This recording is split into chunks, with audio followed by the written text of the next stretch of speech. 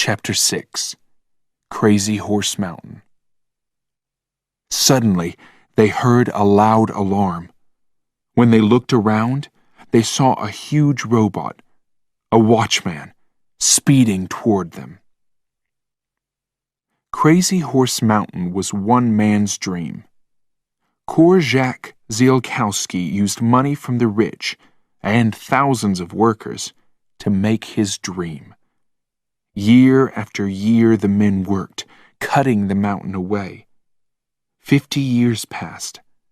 Finally, the brave Indian Crazy Horse sat on his beautiful wild stone horse. In Custer, South Dakota, the maze car stopped and spoke. "This is the entrance to government land. This car must stop here." Logan and Jessica got out of the car. In the early morning light, they began to walk overland to the mountain. They walked for many kilometers before they came to a large sign. U.S. Government. No entrance. Punishment. Death. They continued. Logan didn't notice the dark shadows above them in the sky. 2 huge metal bird robots flew above, guarding the government land. When they saw the 2 people walking far below, the order "Kill" sounded in them. They flew down toward Jessica and Logan. "Be careful!" Jessica screamed at Logan.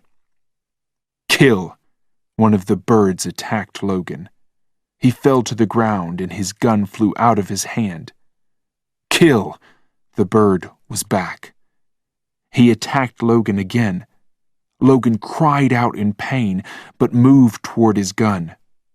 There! He had it. He pushed himself over onto his bloody back. The 2 huge birds blackened the sky above him. He shot a ripper at them. The 2 bodies exploded and thousands of pieces of metal rained down onto the ground. When Logan opened his eyes again, Jessica was looking down at him. They were by a river. He could hear the water running over the rocks. "You're going to be all right. Rest now. You need rest," Jessica was saying. Logan was badly hurt. He tried to sit up but couldn't. "Jess," he tried to speak. "Have to keep moving. Ballard." "Shh, don't worry. Sleep now." He listened to her soft, sweet voice and the sound of the river. "Sleep now." And he slept. Hours later they were moving again. Crazy Horse Mountain filled the sky above them. They found an old path and followed it to the entrance to a dark tunnel. The tunnel went down into the mountain. "Are you all right?" asked Jessica. "I can do it," answered Logan. They traveled farther and farther into the darkness.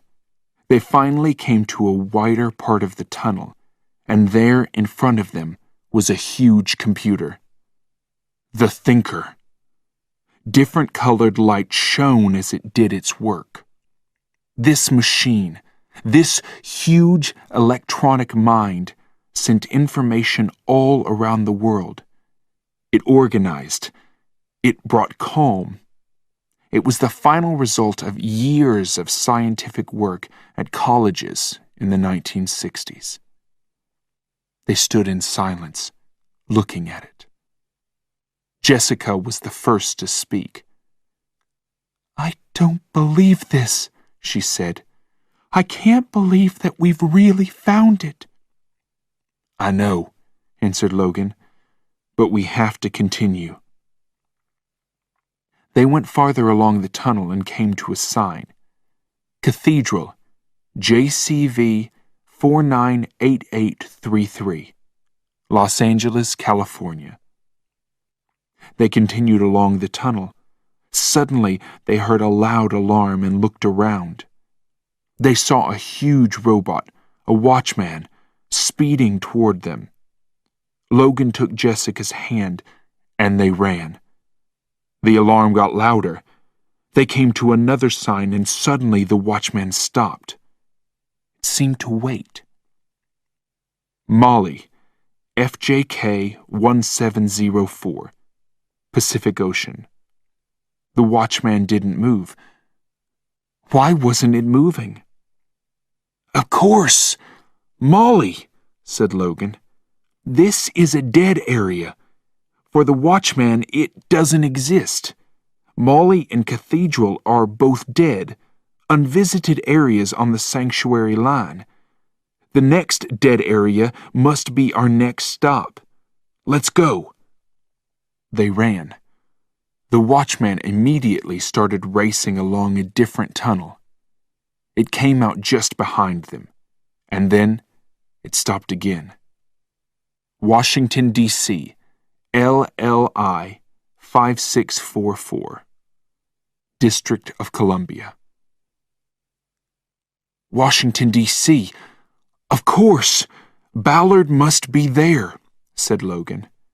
"But that thing won't let us out," said Jessica. "There must be another way," said Logan. He saw a small opening. He could see small stone stairs inside going up. "Over there," he said. He took off one of his shoes and threw it down the tunnel. A light came on in the robot, and it raced after the shoe. The sound of its alarm filled the tunnel. "Run!" shouted Logan. He and Jessica ran toward the small opening. They just got inside before the robot crashed to a stop outside. "Can it get us?" Jessica asked. She was terrified. "Not here. The stairs are dead too." "Where are we going?" "Where the stairs take us. Up." They climbed higher and higher. The space was tight and it got darker. Logan was tired and still in pain. Suddenly, he stopped. Someone was coming down the stairs. Logan hid close to the wall and looked up. As the person came closer, Logan could see a man. It wasn't Ballard. It was Francis. Logan took out his gun. "Okay, Jessica," he said quietly. "You hate killing, but this man is a Sandman, and we're runners. Do you want us to kill him, or him to kill us?" Jessica didn't answer. Where was she? Then he heard her. "Over here," she called. She took him up through a narrower tunnel. It was completely black. They had to feel their way. It was difficult to move in this small space. There was almost no air. As they went higher, the walls became wet. They were near water. They continued climbing. They heard small animals moving in the dark. After some time, they came to an open area. By the light on his gun, Logan saw a small pool of water with fish swimming in it. He reached into the pool and brought out a small fish. "Oh, God!" Jessica shouted. "Where are its eyes?" Logan caught 3 more. In the complete darkness, none of them had eyes. Something ran across Jessica's foot and she screamed. Suddenly, they heard noises all around them. Logan shone the light around. More animals were running along the ground and up the walls. "I can't continue. We're going to die," cried Jessica. Logan pushed Jessica out of the space and back into the small tunnels. They continued, up and up. There were cuts on their bodies from pushing through the small spaces. They came to a wider space with another pool of water. Jessica fell against the wall. She had to rest. Logan put his hand in again to catch a fish. "Eyes! This one has eyes!" Logan shouted.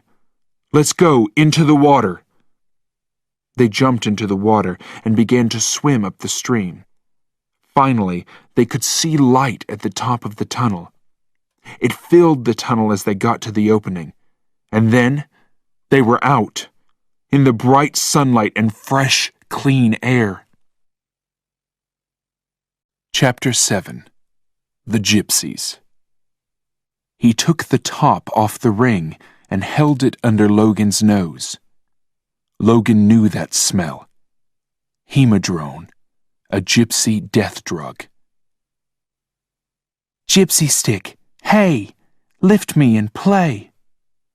Logan heard the gypsy song as he and Jessica finally reached the top of Crazy Horse Mountain. "Get down!" he shouted.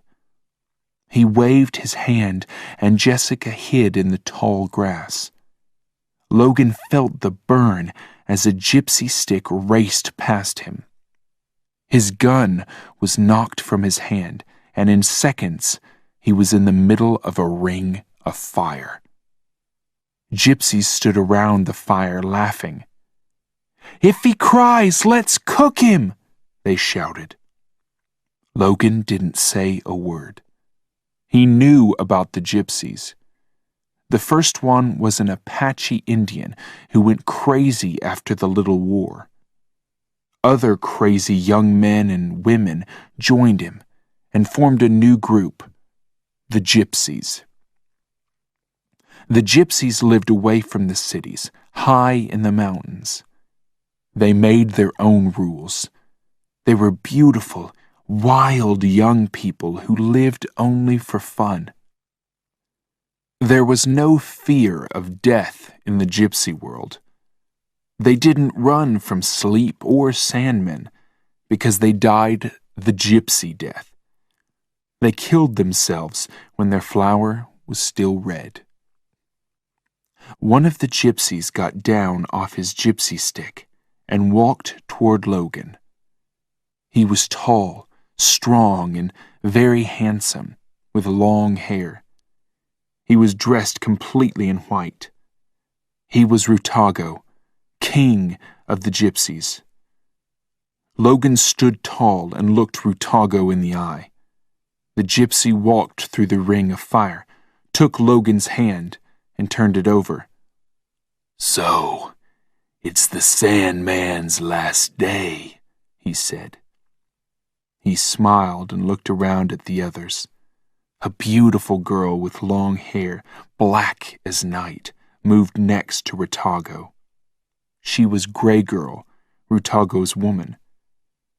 "We're gonna give you a wild time, Mr. Sandman," she said. Her eyes burned into Logan. There were 14 gypsies in the group, 7 men and 7 women. The youngest was 15, and the oldest was 17. The women were dressed in beautiful colors, blues, purples, reds. Their hair was styled, and their faces shone with makeup. They wore gold and silver on their necks and arms, and they smelled of flowers. Gray Girl was different. Her shining black hair fell straight down her back, and she was dressed all in white. Her beautiful black eyes shone. The men were all in brown, with long hair and tall, strong bodies. 2 gypsy girls came out of the tall grass, pulling Jessica behind them. "We have a runner girl!" they shouted. Logan wanted to help her, but he couldn't get past the fire. There were the gypsy sticks, too. These weren't the play sticks that he rode as a small boy. These were fast and very dangerous. They could burn a man to death in seconds. "Tie them to gypsy sticks," Rutago said. "Take them on a ride." 3 of the men stepped into the circle of fire. They took Logan and tied him to Rutago's gypsy stick. The gypsy girls tied Jessica to Gray Girl's stick. Then All the gypsies got onto their gypsy sticks and started shouting, "Gypsy sticks, go!" The sticks raced up into the sky, with the noon sun burning down on them. They flew around and around in circles and then raced along.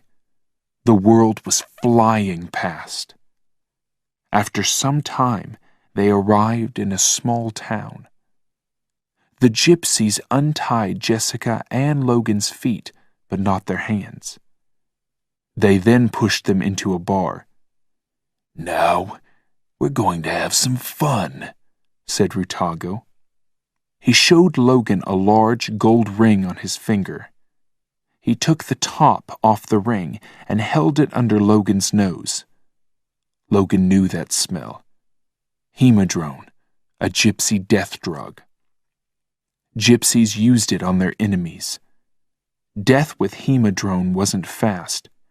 The drug took time to get into the blood. Death was slow and painful. It sometimes took days. Logan closed his mouth tightly.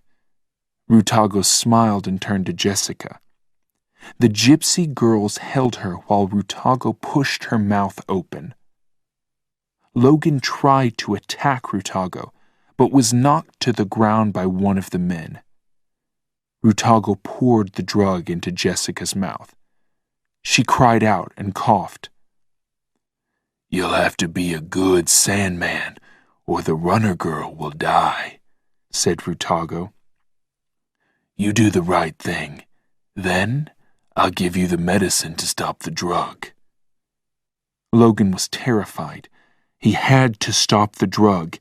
He couldn't take Jessica away from here like this. He had to stop the drug from working first. "What do I have to do?" he asked Rutago. Rutago smiled and looked around at all the gypsy girls. "You give my girls fun," he said, "and Runner Girl is going to give me fun." The gypsies took Jessica and Logan upstairs. Logan could only think of Jessica.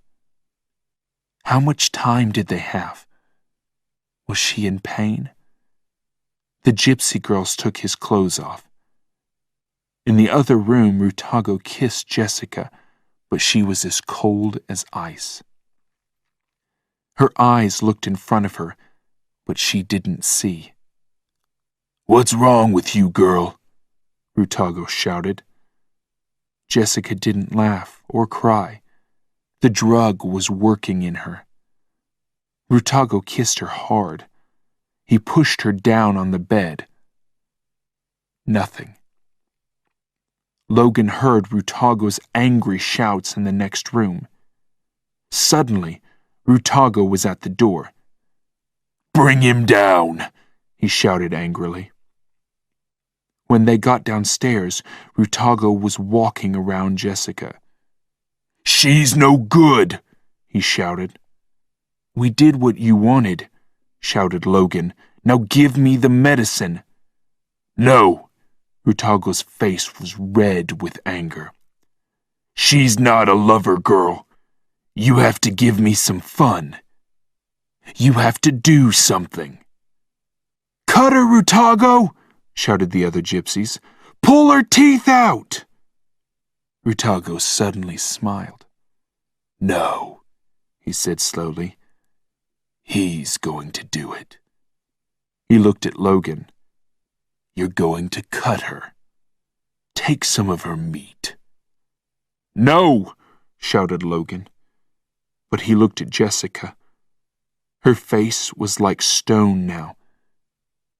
She was dying. This was the only way to save her. "Okay," he said quietly. The gypsies threw Jessica up onto the bar and held her. Logan's hands were wet with fear. Rutago was holding his knife out for Logan, smiling. Logan took it and moved toward Jessica. Quick. It has to be quick. He couldn't look into Jessica's eyes. He took the knife and cut a piece out of her leg. Rutago watched him and shook his head. "No good," he said. "I don't give medicine for a bad job." Logan suddenly caught Gray Girl and held her by the neck. The other gypsies backed away. "You give me the medicine, or I'll break her neck," he shouted. Rutago didn't answer. Logan took hold of Gray Girl's hair and pulled her head back hard. "It's in the other ring," Gray Girl cried. "Give it to her," shouted Logan. "Now!" Rutago couldn't refuse. He poured the medicine from his second ring into a glass of water and walked over to Jessica. He turned to look at Logan and Gray Girl. Then he lifted Jessica's head and poured it into her mouth. As Jessica began to wake from the drug, she felt the terrible pain in her leg. "Move! Now!" Logan shouted to Jessica. "Get on a stick and go!" He held Gray Girl while Jessica walked slowly to the door. The gypsy stood and watched. Logan waited to give Jessica a good start. He then backed slowly out of the bar, holding Gray Girl. When he was all the way outside, he jumped onto a gypsy stick. Up it flew, strong and fast. He was scared. At the same time, he felt the excitement of riding this wonderful thing. He raced through the sky like a bird. The gypsies followed, 6 of them, right behind him. He flew to the right, then down. They still followed. Suddenly, Rutago was there, coming for him. Logan got ready to fight, but no, Rutago raced past, toward Jessica. He crashed into her side and Jessica's gypsy stick went down. She was crashing. No! She was up flying again, but there was something wrong with her gypsy stick. It wasn't flying straight. Rutago was getting ready to attack again. Logan had to stop him. He had to kill him. He flew down, faster and faster, into Rutago's back. He hit Rutago and took his head straight off. The crash threw Logan off his stick, and he fell through the sky into the river below. As he went into the water, he saw Jessica's broken gypsy stick falling. Chapter 8. From the Nursery into War. When they got out of the station, there were soldiers everywhere. Robot soldiers. They were in the middle of a war. Jessica lay in the hot sun next to her crashed gypsy stick. One side of her face was bloody from the crash, and her eyes were closed. She didn't see the 14 bright eyes that were looking down at her. She didn't hear the soft sounds of their voices. "Oh, pretty," said the little voices. 7 small children stood around her. "What's this? Is it a person? So big. Person tired," they said. They felt her hair, her soft face. Then they pulled her slowly toward the nursery, their home. They placed her in a small bed. The bed felt her pain and put syntheskin on her face and leg. The cuts disappeared in seconds, and Jessica slept well. The children stayed with her for hours, watching. Dakota State Nursery, Area K. Logan stood under the sign and looked through a space in the wall. He could see Jessica's crashed gypsy stick in the nursery playground. She must be in there, but he had to be careful. Robot moms guarded the nurseries. They sounded the alarm if they saw runners. He walked along the wall until he found a tall tree. He climbed it and dropped down into the playground. He had to be careful not to touch the wall. Electricity ran through it. He crossed the playground. Lights shone from the windows on the first floor of the building, but the second floor was dark. He climbed up to the second floor and tried all the windows. He found an unlocked one, pushed it open, climbed in, and dropped to the floor. He was in a small room with boxes in it. He opened the door and looked out. No one was around, and it was quiet. He walked toward a playroom and opened the door. The toys weren't moving or talking. The children must be in bed. The next room, a birth room, was also quiet. His life began in a nursery like this, and now he was standing in this place at the end of his life. He didn't have time to feel sad. There was no time to feel anything. He had to find Jessica. He left the room and continued through the building. Suddenly, he heard a noise. He knew that noise. A robot mom was coming. He ran into the next room and quietly closed the door. It was dark inside. "Come now, my love," a soft voice said. "Come, my baby." "But I can't," Logan said.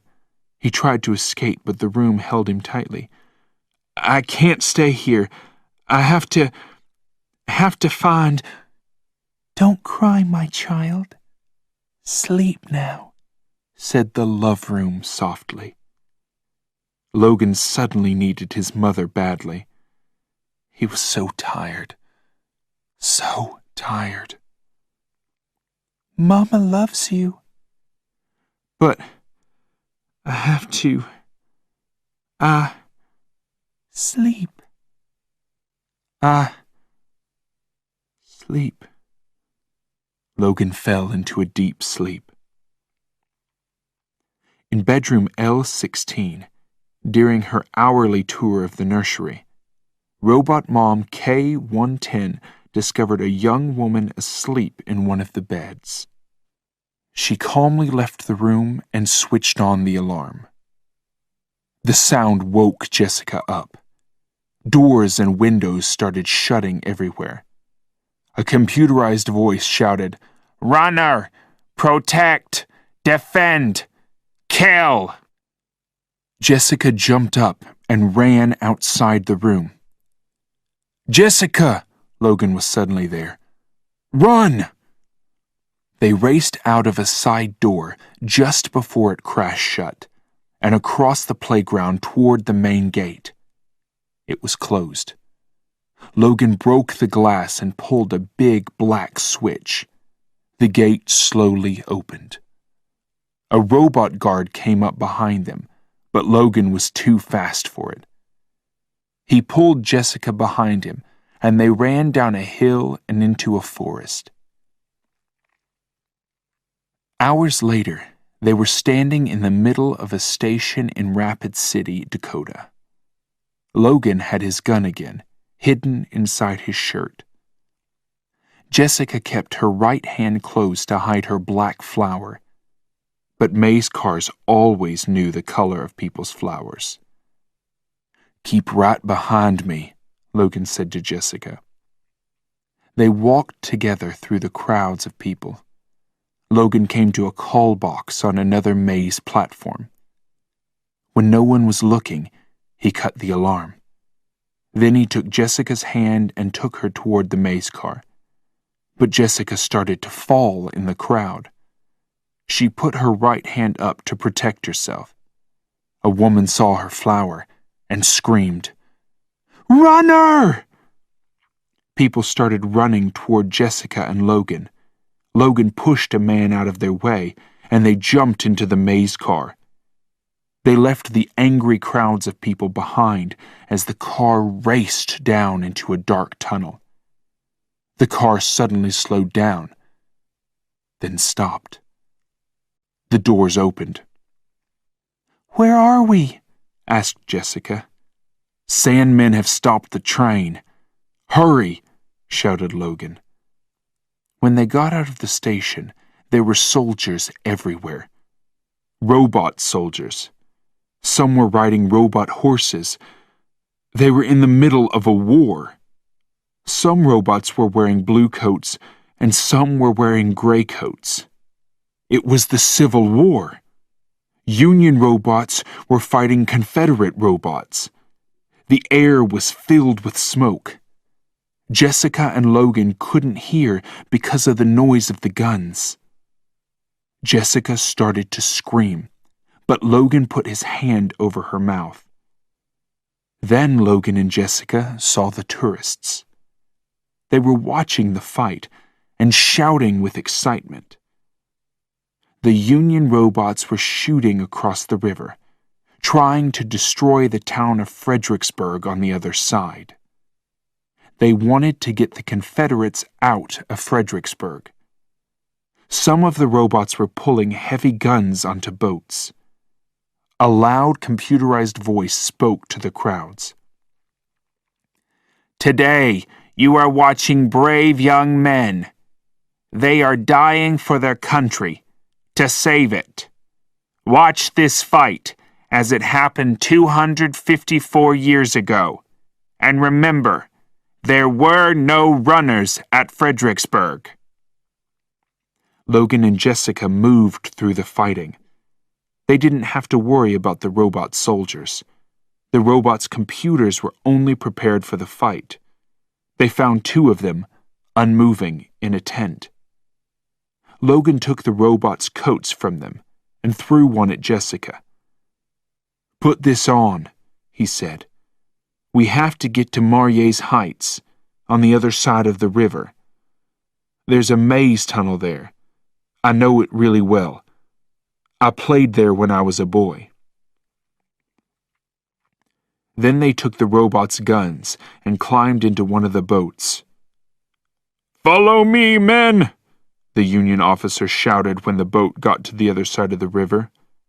"Let's show them!" On both sides of the river, the excited crowds watched. They were shouting and waving their arms. But wait. Was that a black coat in the crowds? Francis. How did he find them? "We have to lose him," said Logan. "We'll have to go through the middle of the fighting. He won't see us if we move with the Union men." The Union soldiers started moving up the hill, but the Confederate officer and his soldiers were waiting for them at the top. The Union officer was taking his men to their death. Silence. Then the guns started. The noise was terrifying. There were explosions and fires all around them. "Don't stop now!" shouted a Union robot from his horse. The scream of metal flew through the air, and he was cut in half. Logan couldn't see anything through the smoke. He couldn't hear. He was suddenly pushed onto the ground. "Jessica! Jessica!" He couldn't hear himself. Could Jessica hear him? He continued moving up the hill, along the ground, until he came to a wall. He climbed over it and rested for a minute on the other side. He then took off his Union jacket and threw it away. He looked over the wall and finally saw Jessica below. She was trying to move, but the soldiers were running away from the fighting now. They were pushing her back down the hill. There were too many of them, all pushing, farther and farther back down the hill, toward the crowd of tourists, toward Francis. Chapter 9. Logan's Past Lives. I said kiss my boot, then you can go, the man said again. Logan could feel the men's anger and violence. Faces, thousands of faces, but none of them was Jessica's. Logan was pushed along by the crowds. Everyone around him was laughing and enjoying themselves. A small boy tried to sell him a toy Civil War gun, but Logan wasn't interested. Suddenly, a black coat. Francis! Logan quickly stepped into a doorway to hide. It was the entrance to a relive shop. He watched the black coat moving through the people, coming toward him. Something touched his arm. He turned and saw a robot looking sadly at his palm. "We've expected you," said the robot. "Come with me, please." Logan had to get away from Francis, so he followed the robot. He was taken into a dark room. The robot pulled a life bed out from the wall. "Just lie here," he said. "This is the newest style of bed. You can choose the year that you like. You can also change years really easily." Logan got onto the bed and lay down. When the robot started to cover his eyes, Logan tried to stop him. "Listen, I really don't need this. The robot calmly continued with his work. He knew that everyone was nervous on their last day. When he was finished, he pulled a switch. The life bed began to move smoothly back into the wall. Logan was in complete darkness. Suddenly, he was 16 again, in Nevada. It was the second day of his Sandman program. To graduate, he had to travel across more than 100 kilometers of wild land. He was given no food or water, and he couldn't take a gun or a knife. He had to find a way to kill animals for his food. He took his water from the plants. It was day 2, and he was still alive. The sun burned down on him. He moved slowly. His mouth was dry, and his stomach was empty. This was his test. He must pass it. He must not stop. Then he was 7, and his flower was blue. He had to leave the nursery and go out into the world. He was scared. He couldn't take Albert 6, his favorite talking toy, with him. The little toy ran after Logan. It was crying and shouting at him, "Loge! Loge! I'll never forget you!" But they caught the toy and put it away in a box. Logan screamed and screamed.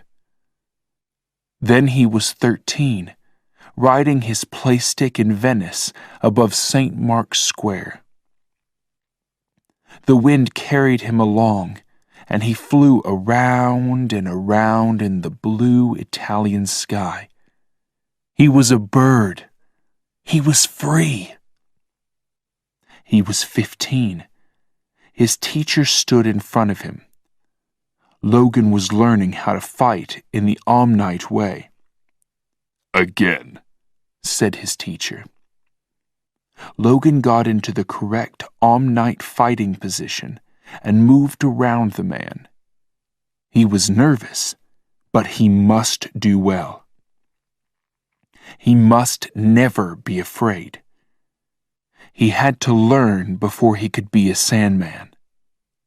His teacher hit him. Logan came back with a single low kick. The teacher caught Logan's leg and threw him to the ground. He then kicked his head and stomach with 2 quick moves. Logan cried out in pain and was sick. Never use only 1 move. All night fighting uses 2 or 3 moves together, said the teacher. You must learn this. Logan slowly got up from the floor and started to move around his teacher again. Before he knew it, he was on the floor again. He picked himself up. Then he was down again. And again. And again. He was 6 and it was playtime. His best friend, Rob, was running across the playground, away from him. "I'm a Sandman," shouted Logan. "I'm going to shoot you. Here I come." "Ha ha! You'll never get me. I'm the fastest runner in the world," Rob shouted, laughing. "Ha! You're wrong. Here comes my Homer." "Bam!" shouted Logan. "Yeah!" Rob didn't fall. He was running. "Ha ha! Missed me!" he shouted. "Did not!" shouted Logan. "Did! Did not! A homer never misses. You're dead. A homer never misses. A homer never misses. A homer never..." He was 9. He was on his way to meet his friend, Jack. Some men stopped him. "Kiss my boot," said the largest man. The 4 men stood around him, waiting. Logan shook his head. The big man hit him hard on the side of his face. "Do it," he said. Logan tried to back away, but they pushed him down. "I said kiss my boot. Then you can go," the man said again. Logan could feel the men's anger and violence. He kissed the man's boot. "Ah, this one's no fun. He can't even defend himself. Let's get somebody who has some fight in him." They left him lying there and walked away. They were laughing. "I'm not going to cry," Logan told himself as his eyes grew wet. Then he was won. His stomach was full. He was warm, clean, happy. "I must wake up. Must find Jessica. Must get up." Logan moved in his dark metal space. The relive wall made soft sounds as the electronic messages moved through it. He was 19 and a Sandman. He and some other Sandmen were on a weekend break in Alaska. They were in a nightclub. He felt proud in his black coat, with a beautiful girl by his side and the other Sandmen around him. Good music, good times. Perfect. He was 14 and his hand was suddenly red. Now he had to be an adult. Yesterday he was free and everything was easy for him. But now he had to work. But that was okay. He knew what he wanted to do. Now he could be what he wanted to be. He was 20 and chasing a runner. The girl was smart. She crossed the river to lose him, but now she was caught. There was a high wall stopping her. Logan walked toward her. She was trying to climb the wall, but she couldn't. She fell to the ground. He took out his gun and shot her with a homer. Then he stood there. He felt sick and empty. Why did she fight against sleep? And then he was 21. Suddenly 21. His palm flower was changing from red to black. He was with Lilith hanging from a tall building. He was running after Doc, fighting cubs in Cathedral. He was in Molly with Whale's gun pointed at him. He was in hell, hearing Jessica's screams. Box was laughing.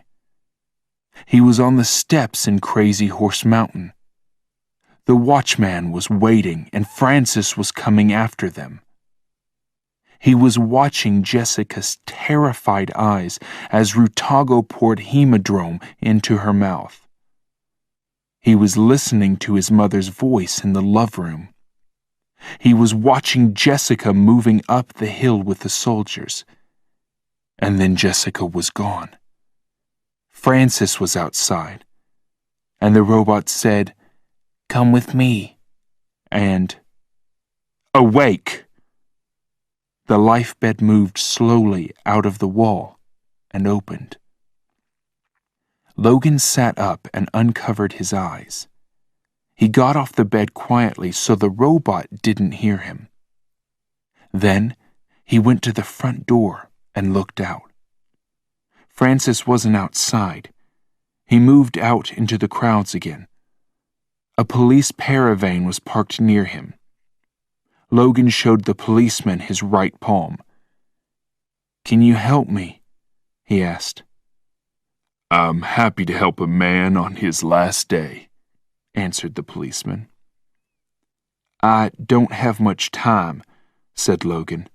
"A police paravane will be fast. Can I ride with you?" "Of course," answered the policeman, smiling.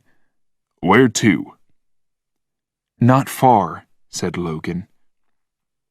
"I'm meeting someone on the other side of the fight. Over there." "Get in," said the policeman. The paravane went up through the smoke and noise and moved silently through the sky. "Great, isn't it?" said the policeman. "I come to Fredericksburg every year. I feel proud when I think of all those brave soldiers." There was sadness in his voice. "They had something to fight for. They had a future. And what do we have? Sleep. You now. And my time will come soon. Before, I thought that there was something after sleep. But now, I don't know." "Down there," Logan said, "on the other side of those trees." The paravane landed softly. "Thanks," said Logan as he got out. "Happy to help," said the policeman. When Logan got to the Fredericksburg Maze entrance, Jessica wasn't there. He went down the steps into the maze tunnel and looked for footprints. He saw large boot prints in the dirt, from the boots of a Sandman. Francis. Logan went to the maze callbox. He broke the computer screen to stop the alarm. But where was Jessica? Could she find her way here? Was she still alive? He found a place under some trees to wait. He could see the entrance from here, but no one could see him. He heard a noise. His gun came out ready. Then Jessica ran out of the forest. She was terrified. "They're chasing me," she screamed at him. "Sandmen?" "No, some guys. They saw my hand." "Into the maze," shouted Logan, and they ran down the stairs. "The fight. I lost you. I couldn't find my way." "Forget it," he said. "You're here now."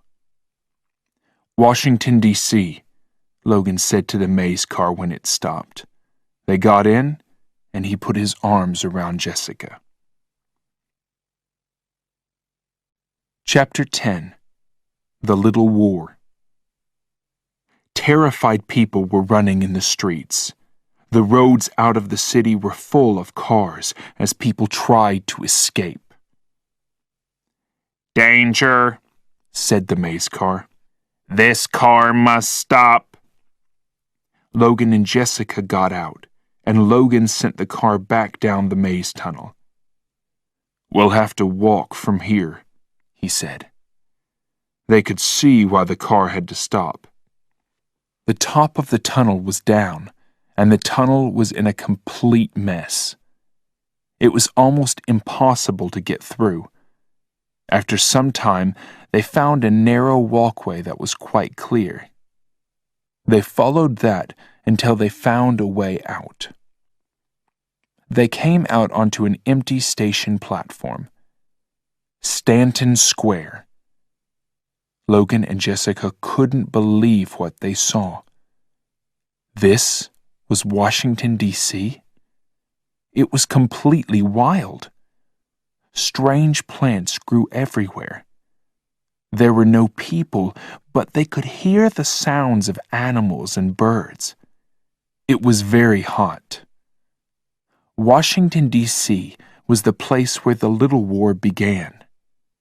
At that time, young people were angry. A new law stated the number of children that they could have. College students filled the streets. Their angry shouting often turned to violence. Cars and buildings were burned. The police were attacked when they tried to stop them. The president went on television to speak to the young. The world's population was almost 6 billion, and there wasn't enough food. The problems were getting worse every day. He asked young people to stay calm in this difficult time. But his speech didn't work. The president was the father of 9 children. Why could other people only have 2? The fighting couldn't be stopped. Politicians were taken from their offices by the crowds and killed. Washington was burning. Terrified people were running in the streets. The roads out of the city were full of cars as people tried to escape. The police could do nothing. Soldiers were called to the city, but they were young too. They joined the young people and fought with them in the streets.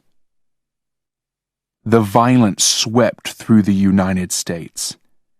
Government workers escaped to save their lives. Offices were left empty. In 2 weeks, young people were the United States government. Washington, D.C. was completely destroyed in the Little War, and nobody ever lived there again. Then, discussions about the world's population problems began. Chaney Moon had an answer. He was only 16, but he was a great speaker. He spoke in London, Paris, Berlin. Soon his name was known all over the world. People believed that he could solve the problems. In 6 months, he had millions of followers. Most of them were under 15 years old. 5 years later, the Moon Plan became law. At 21, Chaney Moon became the first person to accept sleep. Young Americans accepted this new law.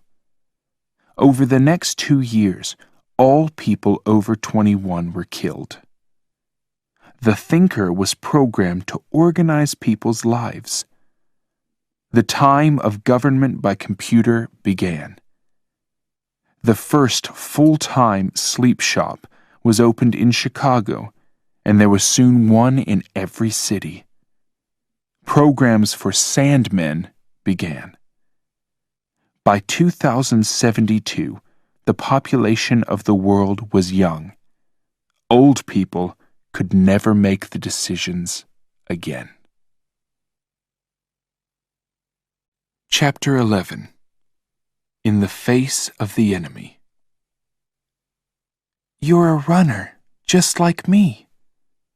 "But I'm not," Logan answered. "I guess I never was." Logan and Jessica found some stairs going from the platform up to the street. They had to be careful. Francis must be there, waiting for them. Francis's skill and intelligence made him an enemy to fear. Logan told Jessica to wait below and silently climbed the stairs. The only sounds were birds and animals. It was safe, for now. "Jessica," he called softly. He watched her as she came up the stairs. She looked tired but so beautiful. She was still young. Why should her life end now? It was unfair. They tried to find their way through the trees and plants. It was difficult to move in the terrible heat. They came to a clear area, and above the trees they could see the top of the Capitol building, the home of the old government. "Ballard is probably there," said Logan. Suddenly, there was a terrible noise. It was coming from the trees. A huge wild cat jumped out at them. Logan shot the needler. It flew into the wild cat's back. The cat went crazy, turning around and around. Logan shot again, using vapor this time. A cloud of gas flew toward the animal and drove it away. When they finally got to the Capitol building, Jessica fell onto the steps. Her face and arms were cut and bloody. Logan helped her up, and they went inside. Plants grew everywhere. The windows were broken, and they couldn't see the floors through the dirt. They sat against the wall, too tired to speak. Jessica put her head on Logan's shoulder. It felt so good to rest. She didn't want to think. But they couldn't stay there long. It wasn't safe. Every time they heard a strange noise, they jumped. "If Francis doesn't kill us, an animal will," said Jessica. "What are we going to do?" "The only thing we can do," answered Logan. "I know Ballard's here, somewhere. We have to find him." They left the building and moved through the shadows outside. The evening sky grew dark, and it began to rain softly. The rain became harder and harder until it was a violent storm. Jessica cried out, "Ballard can't be here. No one can live in this place." Logan suddenly stopped. "Listen. The cat. He's back." He took out his gun. He only had his Homer and a tangler left. A Homer wasn't any good for this, so he decided to try the tangler. They started moving again, as quietly as they could. They could hear the animal following them through the high grass. And then, through the trees, Logan saw a light. It was shining from a broken window in another large building. "Ballard must be there," Logan said with excitement. The rain stopped. They moved out of the trees and walked slowly toward the steps of the building. When they got to the steps, Logan shouted, "Run!" I can't, Jessica shouted, but Logan pulled her behind him. The cat ran out of the shadows. Suddenly, it was in the air, coming for them.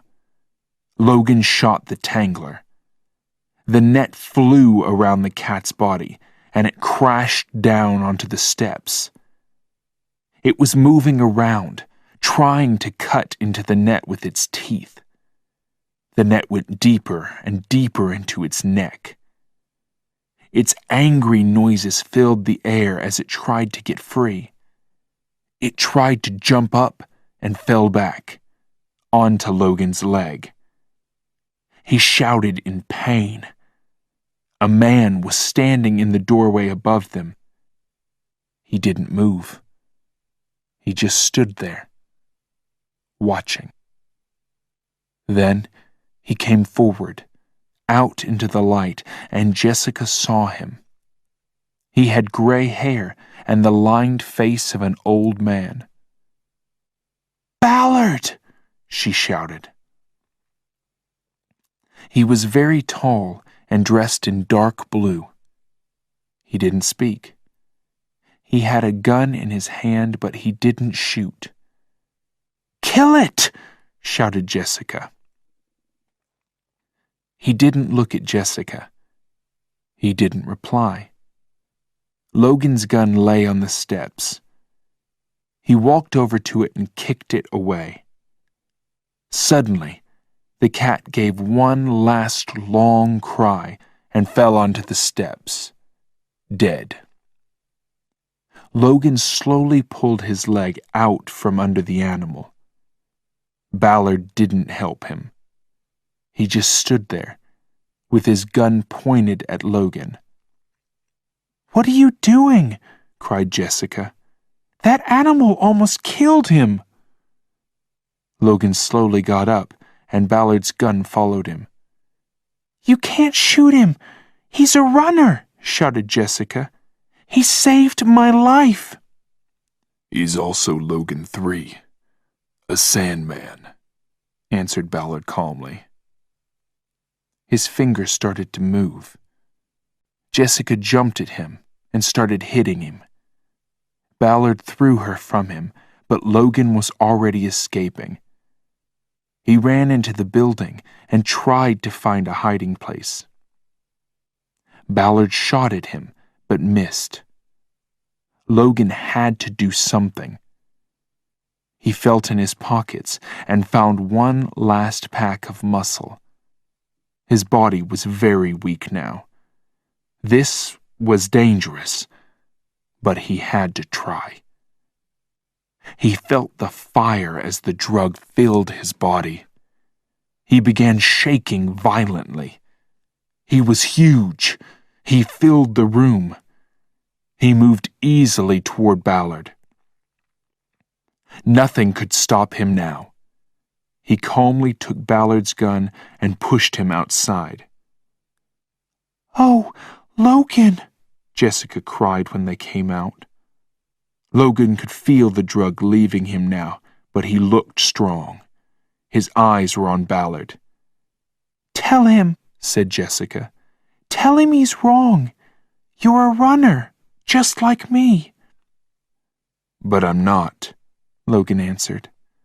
"I guess I never was." Ballard's right.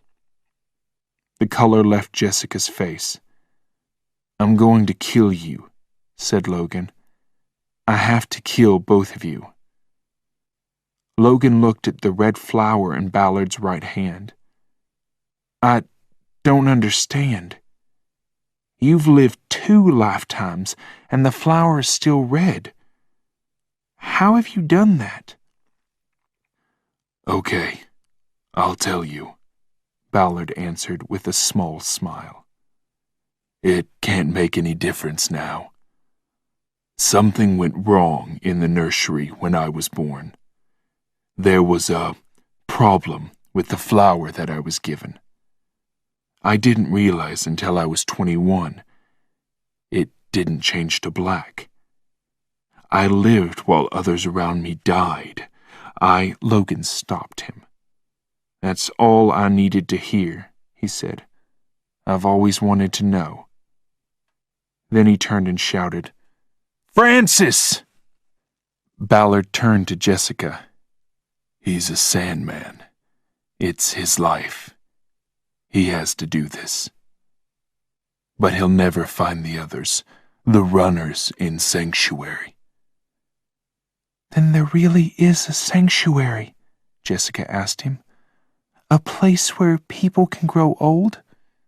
Have children? Live together?" "Yes." "Francis! Over here!" shouted Logan again, but still there was no answer. "When you're dead," Logan said to Ballard, "it will be the end of Sanctuary." He lifted his gun. One shot from the Homer meant the end for both of them. "Goodbye, Jessica." "Goodbye, Jessica," he said softly. "I have to do this." But his hand was like stone. He couldn't move his finger. He tried to shoot, but his muscles locked. He could only see Jessica's face, the pain and sadness in her eyes. He fell back against the wall. The gun hung from his hand. He was making strange sounds, but no words came out. "I knew he couldn't do it," Jessica said to Ballard. "It's okay now." "You're wrong," said Ballard. "Half of him wants to run, to live, but half of him wants to destroy us and Sanctuary. I can't tell you which half will win. You're not safe. You'll have to continue alone." "But I love him," Jessica was crying now. "You can't ask me to leave him." "You must continue alone." Ballard's voice was hard now. "Listen to me. The last stop is Cape Steinbeck." He checked the time. "You have 28 minutes to get there. If you're late, they'll leave without you. You must go. You'll find a Maze car at the platform near Capitol Hill. Now go." He turned away from Jessica and started to go to Logan. But Jessica hit him hard on the back of the head and knocked him to the ground. Chapter 12. The Truth. He didn't answer her. He turned and walked toward Francis, toward his death. Jessica helped Logan to the Maze platform and called the car. Logan's head hung down. His face was white. He didn't speak. They got into the car and Jessica held him close. The car sped through the dark tunnels. "It's going to be all right," Jessica said softly to him. "You don't have to fight yourself now. And Ballard can't hurt you. No one can stop us. You're free." Slowly he lifted his right hand. It was red, then black. Only black. His 24 hours were finished. Suddenly, the car alarm sounded. No, it was coming from something in the car. His gun. "Gun," said Logan slowly. "Wild gun." That meant a gun in the hands of a runner. The police could hear this alarm. They had to get out of the car now. Logan pushed the stoplight. "What are you doing?" Jessica was terrified. "Out!" shouted Logan. He opened the door and pushed her out. His gun was screaming now. Terrified people ran from the noise. Logan called another car, but it was too late. A black coat was moving toward them. Logan tried to see clearly. He was still very weak. It was a large man. His mouth was tight, and there was killing in his eyes. The Sandman shot his Homer. Logan shot his. The two Homers flew through the air, toward the heat of their bodies. They were moving closer. Closer. The explosion shook the platform and threw Jessica and Logan to the ground. There was nothing left of the Sandman. Logan pulled himself up and took Jessica by the arm. They ran into the waiting maze car. "Omaha, Nebraska," he said to the car, and it sped away. "We're finished, aren't we?" Jessica said. Logan didn't answer her. They began changing cars. On one platform, a woman shouted, "Runners!" People chased them. On the next platform, there were police. On the next, a ripper almost got them. "Only 15 minutes left," Jessica cried. "They'll leave without us." They jumped into the next maze car. "Pittsburgh," Logan said. The Steel City. Nobody lived there now. It was one huge, noisy, dirty machine. Maybe they could escape. The car door opened and they were there, in Pittsburgh. The air was filled with black smoke and the screams of steel production. The heat burned through them. "Take off your shirt and put it over your mouth," Logan shouted to Jessica as they made their way through the smoke toward the next maze platform. When Logan and Jessica finally came out of the maze again, the sun was low in the Florida sky. The clouds were changing to red. Night was coming. Against this beautiful sky, they saw the ugly, empty buildings of Cape Steinbeck, a gray and lifeless place. "This is sanctuary?" Jessica looked around sadly. Logan looked around too. He couldn't see anyone, but he felt someone watching them. They began to walk toward the buildings. A loud computerized voice spoke. "Stop. Give your names and numbers." Logan, 3, 1639. Jessica, 6, 2298. "Give the word," said the voice. "Sanctuary," said Logan. "This area is dangerous. Do not move past the entrance. A guide will take you in," said the voice. It was difficult for Logan to stand straight. He was so tired. His body ached. He started to fall. "Do not move," the voice said. "A guide will meet you." A man walked slowly out of one of the buildings. As he got nearer, they could see his hard, angry face. "It took you a long time to get here," he said. "Now, follow me and don't make any more trouble. This place is dangerous, and you only have 7 minutes. They came to a huge building. Inside they saw flight equipment and many large airplanes. As they went farther inside, they saw, at the very end, a huge passenger spaceship. Logan tried to understand. Cape Steinbeck was the United States Space Center. It was a dead area, like Cathedral, Molly, Washington, all stations on the Sanctuary line.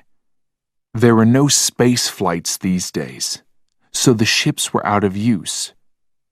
But one passenger spaceship seemed ready to go. Was it waiting for them? Was sanctuary in space? No one could live there. That was why Molly was built. Quickly, said the guide. They walked toward the waiting spaceship. Suddenly, Logan felt something. Something was wrong. He looked behind him and saw him, dressed in black. He was coming toward them. Without hurrying, Francis. It had to be him. Then Jessica saw him too and started to cry. They were so close. Why now? Take her, Logan said, and pushed Jessica toward the guide. I'll try to stop him. The hard-faced guide said nothing. He reached out, took Jessica's hand, and pulled her forward. She fought to free herself. No, Logan! No! She shouted. He didn't answer her. He turned and walked toward Francis, toward his death. The ground felt like sand. It was difficult to move. He fell down, got up again, continued. Francis was near now, his face hard, his eyes cold. There was so much that Logan wanted to say to him. This world, this way of life, is dying. The thinker can't continue. People want to live. They know that this was a mistake. It is wrong to have a world only for the young.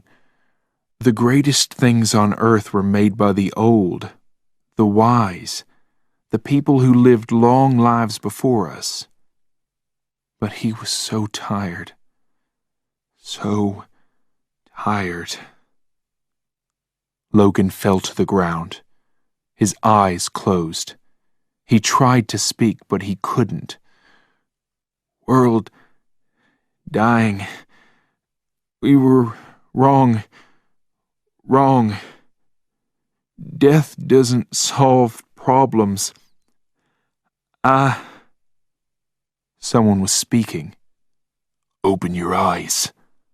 Open them. It was Francis. Logan looked up. Francis was standing over him. His gun wasn't in his hand now. Suddenly, Francis began to change.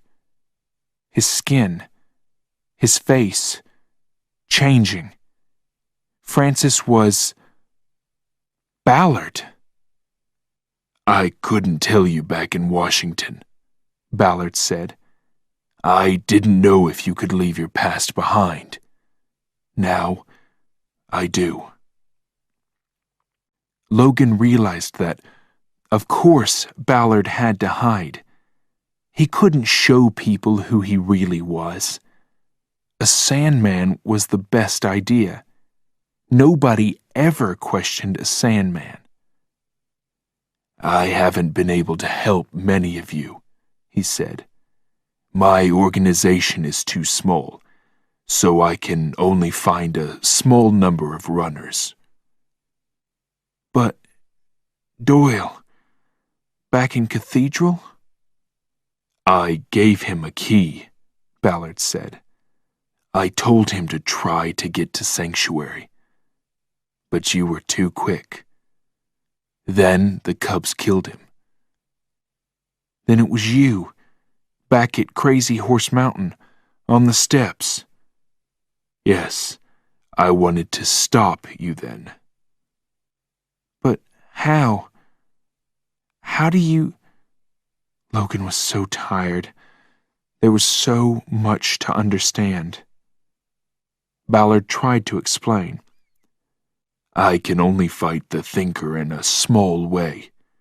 I organize a few parts of the maze, the dark parts, but I'm learning more every day. You're right. This world is dying. The thinker is dying. One day you and Jessica will be able to come back to a better world. I'm working for that. I'm doing what I can. But I have to be careful. I work mostly alone. And Sanctuary, where is it?